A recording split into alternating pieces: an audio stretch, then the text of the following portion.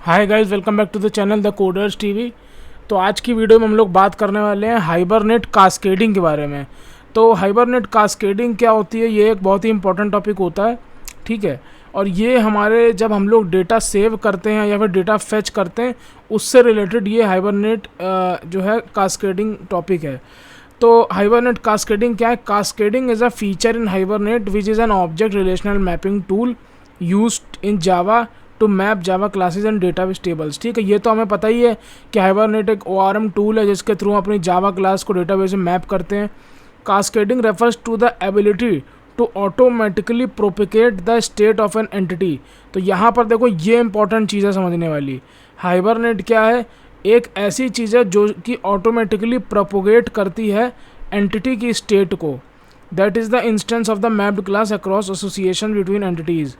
For example, if you have a question entity that has one-to-many relationship with an entity, answer entity, you can define cascading to specify that a question is deleted, all of their answers should be deleted as well। ठीक है, तो अब यहाँ पर देखो, बहुत simple चीज़ है। यहाँ पर इसके कहने का मतलब क्या है कि लेट सपोज तुम्हारे यहाँ पर एक क्वेश्चन नाम की कोई एंटिटी है, ठीक है। क्वेश्चन नाम की कोई एंटिटी है और एक तरफ यहाँ पर तुम्हारे पास आंसर नाम की कोई एंटिटी है, और इनके बीच में वन टू मैनी और मैनी टू वन का रिलेशनशिप लगा हुआ है, ठीक है। वन टू मैनी और मैनी टू वन का रिलेशनशिप, ठीक है। मतलब one question can have multiple answers and multiple answers belong to one question, ठीक है। तो कहने का मतलब ये है कि अगर हम एक कोई क्वेश्चन डिलीट करते हैं, ठीक है, अगर हम डेटाबेस से कोई क्वेश्चन डिलीट करते हैं तो उसका आंसर ऑटोमेटिकली डिलीट हो जाना चाहिए। फॉर एग्जांपल हम तुमको यहाँ पर इसके थ्रू समझाते हैं। लेट सपोज ये हमारी क्वेश्चन टेबल है, ठीक है। यहाँ पर हमारे पास है क्वेश्चन आईडी, यहाँ पर हमारे पास है क्वेश्चन नेम, ठीक है। लेट सपोज क्वेश्चन आईडी है 101, क्वेश्चन नेम समझ लो कुछ भी है। ऐसे ही क्वेश्चन आईडी है 102 और क्वेश्चन नेम समझ लो कुछ भी है, ठीक है। अब इसके बाद इधर है हमारे पास आंसर टेबल, ठीक है। आंसर टेबल में हमारे पास क्या है? ये है आंसर आईडी और ये है आंसर, ठीक है। उसके बाद यहाँ पर एक है हमारे पास क्वेश्चन आईडी। तो एक क्वेश्चन के मल्टीपल आंसर हो सकते हैं, ठीक है। तो मान के चलो ये आंसर आईडी 1 है, ये आंसर आईडी 2 है, ठीक है।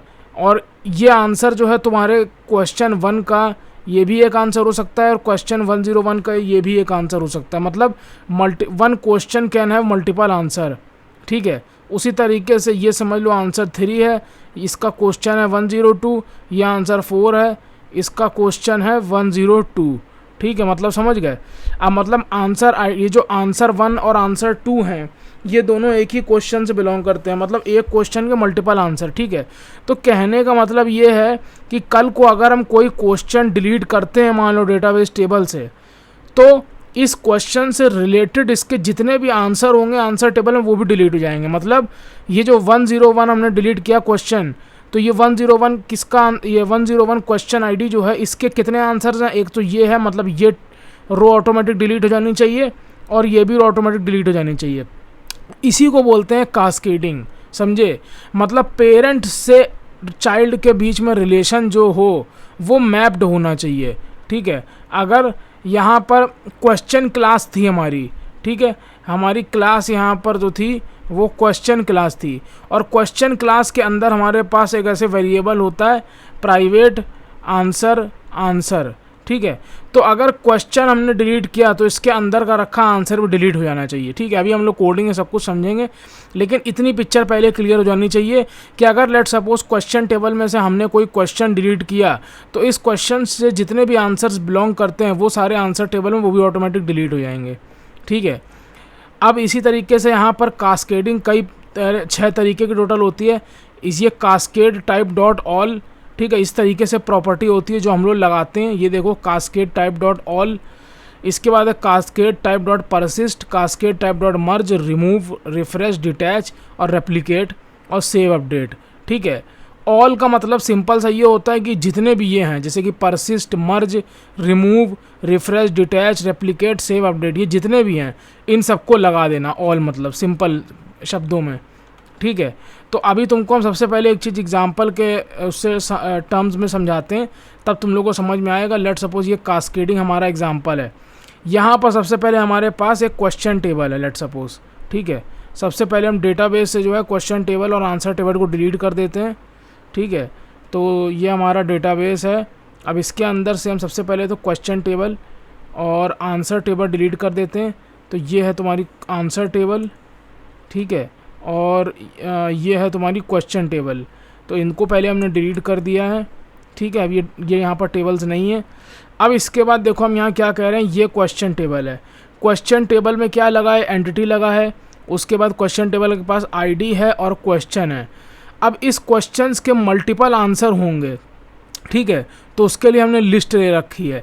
अभी के लिए ये मान के चलो कि हमने कास्केड टाइप डॉट इसको जो है हटा दिया है, ठीक है। और इसके साथ यहाँ पर ये हमारी आंसर टेबल है, ठीक है। तो आंसर टेबल में भी सेम इसी तरीके से है। हमने यहाँ पर क्या कर रखा है, आंसर आईडी है, आंसर है, और हमने रेफरेंस कॉलम जो बनाया है जो कि हमारा आंसर टेबल में है। जैसे कि तुम देख सकते हो इस आंसर टेबल में एक ये जो है फॉरेन की कॉलम बना हुआ है जो कि क्वेश्चन आईडी से आ रहा है। तो उसको क्रिएट करने के लिए ये है कर रखा है, ठीक है। इसके साथ साथ हमने अपनी हाइबरनेट कॉन्फ़िगरेशन फाइल में क्वेश्चन और आंसर की डिटेल ऑलरेडी ये डाल रखी है, ठीक है। अब इसके बाद बात आती है इसके एग्जाम्पल की। तो अब देखो सबसे पहले हम क्या करेंगे, सबसे पहले हम लोग एक पहला क्वेश्चन बना लेंगे। Question Q1 equals to new question, उसकी आईडी सेट करेंगे, उसका क्वेश्चन सेट करेंगे, व्हाट इज़ कास्केडिंग। अब इस क्वेश्चन के 3 आंसर हैं, तो सबसे पहले 3 आंसर बना लेंगे हम लोग। तो हमने 3 आंसर बना लिए, ठीक है। अब क्या होगा, अब हमने इन तीनों आंसर को जो है इन तीनों आंसर का एक ही क्वेश्चन है। तो A1 dot set question Q1, A2 dot set question Q1, A3 dot set question Q1, मतलब इन तीनों आंसर का एक ही क्वेश्चन है। उसके बाद हमने क्या करा, हमने एक एरे लिस्ट के अंदर अपने सारे आंसर्स को डाला और उसके बाद हमने Q1 डॉट सेट आंसर, ठीक है, जो हमारा क्वेश्चन है उसके मल्टीपल आंसर्स हो सकते हैं। तो दोनों तरीके से समझो। पहले हमें क्वेश्चन टेबल के लिए डेटा बनाया है। क्वेश्चन टेबल के लिए डेटा बनाने के लिए हमें आईडी चाहिए, क्वेश्चन चाहिए और लिस्ट ऑफ आंसर्स चाहिए। तो हमने आईडी और क्वेश्चन तो सेट कर ही दिया था। लिस्ट ऑफ आंसर्स को सेट करने के लिए यहाँ पर ये जो लिस्ट ऑफ आंसर्स है, लिस्ट ऑफ आंसर्स को सेट करने के लिए पहले हमने 3 आंसर बना लिए, ठीक है, और उसको एरे लिस्ट के अंदर डाल दिया, ठीक है। अब आंसर बनाने के लिए हमें क्या क्या चाहिए, आईडी चाहिए, आंसर चाहिए और क्वेश्चन चाहिए, ठीक है। तो हमने आंसर बनाने के लिए देखो आईडी दिया है, आंसर दिया है, आईडी दिया है, आंसर दिया है, ठीक है। और बाद में हम साथ ही साथ हम क्वेश्चन भी सेट करते चल रहे हैं। तो हम इसको इस तरीके से यहाँ भी लिख सकते हैं इसी चीज़ को, क्योंकि ये कौन से क्वेश्चन से बिलोंग करता है ये भी हमें लिखना पड़ेगा ना। अगर तुम ये क्लास देखोगे आंसर की तो ये कौन से क्वेश्चन से बिलोंग करता है ये भी हमें बताना पड़ेगा, ठीक है। उसके बाद हमने क्या किया, हमने एक एरे लिस्ट बना ली है और उस एरे लिस्ट को अपने क्वेश्चन में सेट कर दिया। ये जो हमारी क्वेश्चन टेबल है उसके अंदर ये एरे लिस्ट में सेट कर दिया है, ठीक है। अब इसके बाद बात ये आती है, at this point of time question will get saved in the DB but it answer will not gate saved into the DB, ठीक है। तो अब यहाँ कहने का मतलब क्या हो रहा है, जैसे ये जो हमने तुमको यहाँ डिलीट करने का तरीका बताया कि क्या कहते हैं, अगर हम क्वेश्चन 101 डिलीट करेंगे तो इसके करस्पॉन्डिंग इसके जितने भी आंसर्स होंगे आंसर टेबल में वो भी डिलीट हो जाने चाहिए।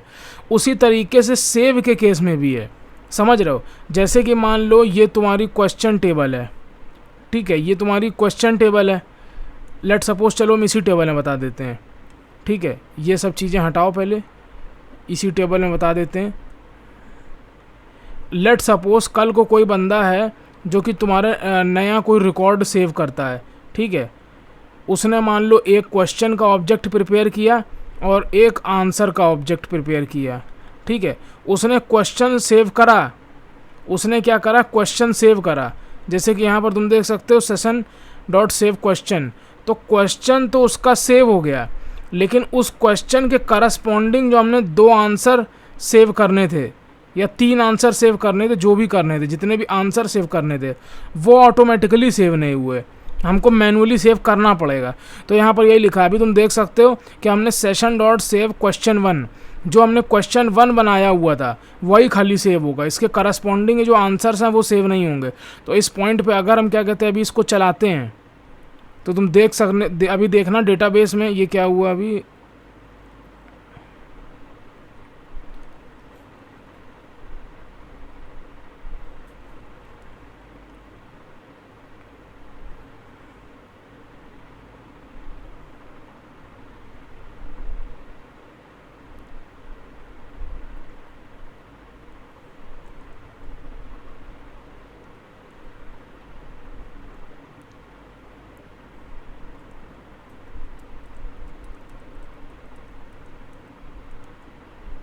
तो तीनों आंसर बनाने के बाद बारी बारी हमने जो है उन आंसर में क्वेश्चन सेट कर दिया, ठीक है। उसके बाद हम इसको रन करेंगे।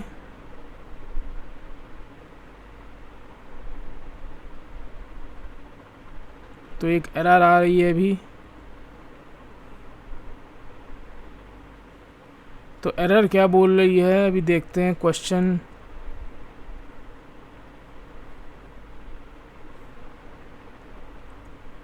हाइबरनेट और कॉन्फ़िगरेशन फाइल देखते हैं।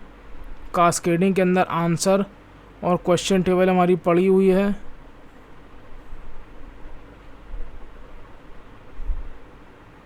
Class not found except system exception, ये कौन सी क्लास है? इसको हटाते हैं एक बार।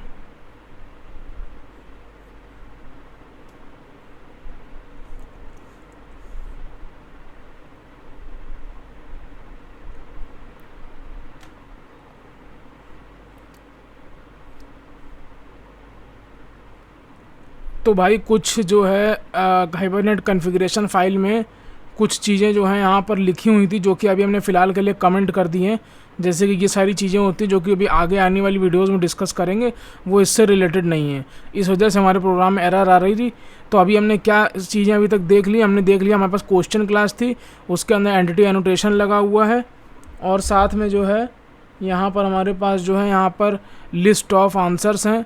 उसके बाद देता आंसर टेबल में हमारी एंटिटी यहाँ पर एनोटेशन लगा है, आईडी है, आंसर है और एक क्वेश्चन है, मतलब एक आंसर के मल्टीपल क्वेश्चन हो सकते हैं। उसके बाद हमने यहाँ पर एक क्वेश्चन क्रिएट किया है। उसके बाद हमने क्या किया है, साथ में जो है आंसर भी क्रिएट किया है। आंसर के पास एक एक क्वेश्चन डाल रखा है, मतलब सारे आंसर का एक ही क्वेश्चन बिलोंग करता है, ठीक है। तो तुम ये देख सकते हो। उसके बाद लास्ट में एरे लिस्ट के अंदर हमने सारे आंसर्स को डाल दिया है, क्योंकि वो एरे लिस्ट हमें कहाँ सेट करनी है, क्वेश्चन में सेट करनी है। तो at this point of time जब तुम क्वेश्चन सेव करोगे तो खाली क्वेश्चन ही सेव होगा, या आंसर्स सेव नहीं होंगे। ये देखो, तुमको एक बार हम चला के दिखाते हैं। तो अभी यहाँ पर तुम देख सकते हो खाली क्वेश्चंस ही सेव होंगे, ठीक है। तो अभी हम रिफ़्रेश करते हैं, और अगर हम दिखाएं तुमको, तो ये तुम्हारी क्वेश्चन टेबल है, इसको सेलेक्ट करो तो तुम देख सकते हो क्वेश्चन सेव हो गया है, लेकिन आंसर सेव नहीं हुआ है। तुम ये देखो, आंसर सेव नहीं हुआ है। तो इसी को बोलते हैं कास्केडिंग, कि अगर हमारी क्वेश्चन टेबल और आंसर टेबल के बीच में कोई रिलेशन है, जैसे कि यहाँ रिलेशन है, क्वेश्चन टेबल पे लगा हुआ है 1 to many, किसके रेस्पेक्टिव में, आंसर के रेस्पेक्टिव में, और आंसर टेबल पे लगा हुआ है क्वेश्चन के रेस्पेक्टिव में many to 1, मतलब दोनों के टेबल में के बीच में रिलेशन है, ठीक है। ये वाला relation 1 to many, many to 1 का।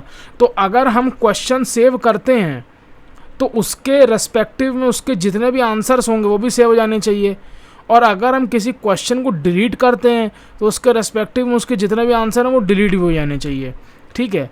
तो अभी देखो खाली एक चीज़ करके दिखाई है।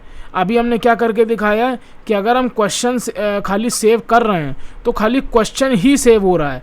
आंसर सेव करने के लिए हमें इस तरीके से मैनुअली डालना पड़ेगा, सेशन डॉट सेव A1, ठीक है। इस तरीके से हमें मैनुअली डालना पड़ेगा। अभी क्वेश्चन को कमिट कर दो। अब अगर हम दोबारा चलाएंगे तो अब जा कर के हमारे आंसर सेव होंगे, ठीक है। तो अभी तुमको ये डेटाबेस दिखाते हैं, तो तुम यहाँ देख सकते हो अब जाके हमारे आंसर सेव हुए हैं। तो हम चाहते हैं ये चीज़ ना हो, हम जब क्वेश्चन सेव करें तभी हमारे आंसर सब सेव हो जाएं, ठीक है। तो अभी हम वो चीज़ कैसे करेंगे, सबसे पहले तो आंसर टेबल और क्वेश्चन टेबल को डिलीट कर देते हैं, ड्रॉप 2 टेबल्स, ठीक है।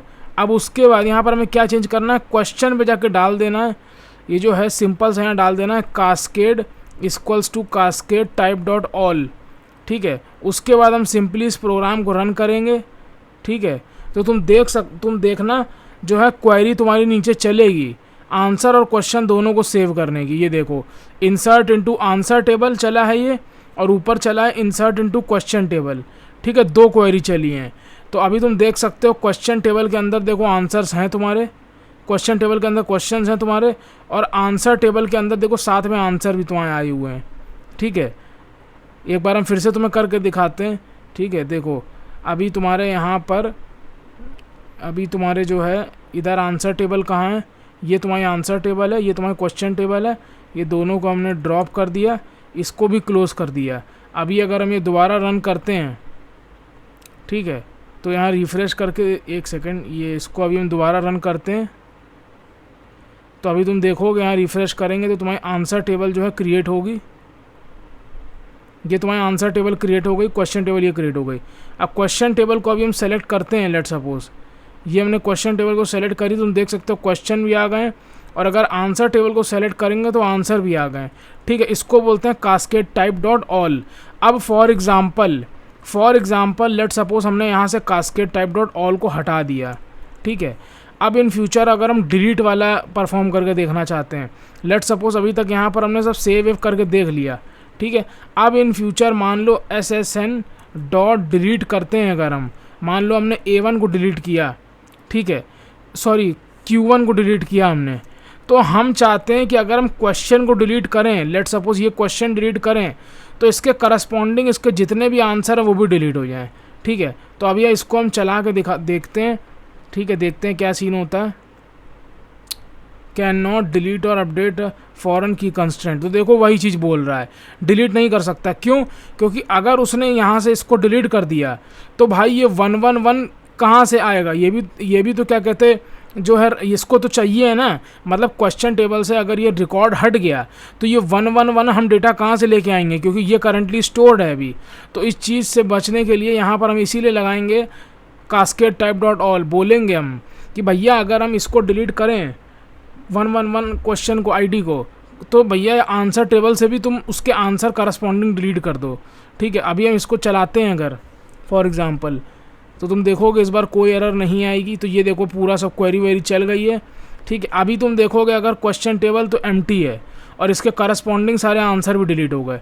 ठीक है, तो ये था कास्केड टाइप डॉट ऑल का मतलब। ठीक है, अब बाकी सब क्या होते हैं, तो ऑल में तुम्हारा सब कुछ हो जाता है। ठीक है, अगर तुम मान लो तुमने यहाँ पर ऑल में क्या क्या होता है, तो देखो ऑल में तुम्हारा क्या क्या होता है, ये जो तुम्हारा ऑल वाला है इसमें क्या क्या होता है। अगर तुम सेव करते हो, ठीक है, तो इसकी पेरेंट एंटिटी में अगर तुमने सेव किया तो चाइल्ड में भी सेव हो जाएगा। अगर तुम अपडेट करते हो तो पेरेंट एंटिटी में तुमने अगर किया तो चाइल्ड में भी हो जाएगा। अगर तुम डिलीट करते हो तो पेरेंट एंटिटी में अगर तुमने किया तो चाइल्ड में भी हो जाएगा। मतलब हम क्या कह रहे हैं, पेरेंट और चाइल्ड, ये क्वेश्चन पेरेंट एंटिटी है, आंसर चाइल्ड एंटिटी है, या फिर किसी भी एक को मान लो जिसके ऊपर ये लग जाता है वो पेरेंट एंटिटी हो जाती है। तो अगर तुम क्वेश्चन को डिलीट करोगे या फिर सेव करोगे या फिर अपडेट करोगे या फिर कुछ भी करोगे तो उसके करस्पॉन्डिंग उसके जितने भी आंसर्स होंगे उस पर भी रिफ्लेक्शन पड़ेगा कुछ ना कुछ। सेव करोगे तो यहाँ पर आंसर भी सेव हो जाएंगे ऑटोमेटिक, उसके करस्पॉन्डिंग आंसर्स। अगर डिलीट करोगे क्वेश्चन को तो उसके करस्पॉन्डिंग आंसर्स भी डिलीट हो जाएंगे। तो ये कास्केड टाइप डॉट ऑल में होता है। अब कास्केड टाइप डॉट परसिस्ट में क्या होता है, देखो ये थ्योरी तुम पढ़ लेना, हम सीधा बताते हैं। For example consider a scenario where you have a customer entity with a non one to और by using persist any order associated with the customer entity, however if you update और delete customer entity, देखो यहाँ पर बोल रहा है however if you update और delete a customer entity any associated orders entity will not automatically be updated or deleted। मतलब इसका मतलब ये होता है कि अगर कास्केड टाइप डॉट परसिस्ट तुमने लगा दिया और अगर लेट सपोज तुम क्वेश्चन को डिलीट कर रहे हो तो उसके करस्पॉन्डिंग आंसर्स फिर डिलीट नहीं होंगे। ठीक है, उसके करस्पॉन्डिंग आंसर्स फिर डिलीट नहीं होंगे। तो ये देखो अभी अगर हम कास्केड टाइप डॉट परसिस्ट लगा दें, लेट सपोज परसिस्ट, और अब अगर हम जो है यहाँ से इसको डिलीट करने की कोशिश करें, लेकिन उसके पहले हमें सेव करना होगा। ठीक है, तो लेट सपोज हमने पहले सेव कर दिया। ठीक है, हमने सबसे पहले सेव कर दिया डेटा। ठीक है, अब उसके बाद हम मान लो डिलीट करते हैं तो अब हमारे वो डिलीट में वो वाली एरर नहीं आएगी जो इसके पहले आ रही थी कि फॉरेन की कंस्ट्रेंट जो है वायलेट हो रहा है, क्योंकि हमारे क्वेश्चन टेबल में जो है वो 111 आईडी पड़ी हुई है। और अगर आंसर क्यों नहीं आया, अच्छा ठीक है, तो आंसर इसलिए नहीं आया क्योंकि अभी कास्केड टाइप डॉट ऑल नहीं लगा है, ठीक है। तो लेट सपोज अभी जो हम सबसे पहले एक बार प्रोग्राम फिर से चलाएंगे, उससे पहले आंसर और क्वेश्चन टेबल को डिलीट करना पड़ जाएगा एक बार, तो वो हमने डिलीट कर दिया। एक बार हम इसको एक सेकंड, अभी सबसे पहले जो है हम आंसर टेबल को फिर चलाने के लिए हम सबसे पहले इसको सेव को अनकमेंट करेंगे। अभी हमारा क्या है कि रिकॉर्ड सेव हो गया है। अब इसके बाद हम क्वेश्चन टेबल से इसको हटा देंगे, ठीक है। अब हम तुमको ये दिखाएंगे कि लेट सपोज ये cascade equals to cascade type dot persist अगर लगा है, और अगर मान लो तुम यहाँ से डिलीट करते हो, ठीक है, तो पहले इससे पहले क्या हो रहा था कि यहाँ पर 111 आईडीज़ अगर क्वेश्चन को डिलीट कर रहे थे तो वो डिलीट नहीं करने दे रहा था, क्योंकि वो क्वेश्चन आईडी इस आंसर टेबल में फ़ौरन की है, तो वो डिलीट नहीं हो सकता, बाइंडिंग हुई है इसकी यहाँ पे। अभी अगर हम मान लो इसको चलाते हैं तो तुम्हारे क्वेश्चन डिलीट शायद हो जाएंगे, नहीं हुए हैं। कैन नॉट डिलीट और अपडेट अ फॉरेन की है बिकॉज कंस्ट्रेंट फॉरेन की वायलेट हो रही है, ठीक है। तो लेकिन फिर भी यहाँ पर अभी ये सिनेरियो इस केस में होता है कि अगर अपडेट और डिलीट कर रहे हो तो any associated orders entry will not be automatically updated और डिलीटेड, ठीक है। कास्केड टाइप डॉट मर्ज में क्या होता है, it will automatically merge it's associated order entries when the customer entities merged back into the persistent context. तो ये सारी चीज़ें तुम लोग जो है देख सकते हो। रिमूव में ये होता है कि basically any order entities associated with the customer entity will automatically deleted when the customer entity is deleted. तो ये वही चीज़ है जो हम लोग ने अभी ऑल में देखी है। तो ऑल में क्या होता है, सब कुछ होता है, रिफ्रेश, डिटैच, रिमूव। इसलिए इन सब चीज़ों का ध्यान रखने से अच्छा सीधा सीधा कास्केड टाइप डॉट ऑल लगा दो, तो उसके अंदर सब कुछ आ जाता है, ठीक है। आई होप ये वीडियो आप लोगों को पसंद आई हो और इसमें समझ में आया होगा कि कास्केडिंग क्या होती है और वो क्यों इंपॉर्टेंट होती है। तो बेसिकली अगर तुम्हारा कास्केड टाइप डॉट ऑल लगा है तो कहानी ख़त्म। तुम सिंपल सा यहाँ पर क्या करोगे, अगर क्वेश्चन तुम सेव करोगे तो उसके करस्पॉन्डिंग आंसर ऑटोमेटिक सेव हो जाएंगे। तुम्हें यहाँ पर मैनुअली इसको सेव नहीं करना पड़ेगा एक एक आंसर को, ठीक है। इसी तरीके से डिलीट, अपडेट और सारे केसेस में यही चीज़ बिलोंग करती है। आई होप वीडियो पसंद आई होगी। अगर वीडियो पसंद आई तो प्लीज़ जरूर बताइए कि वीडियो कैसी लगी। मिलते हैं नेक्स्ट वीडियो में। Till then keep learning. Shubham Nigam signing of.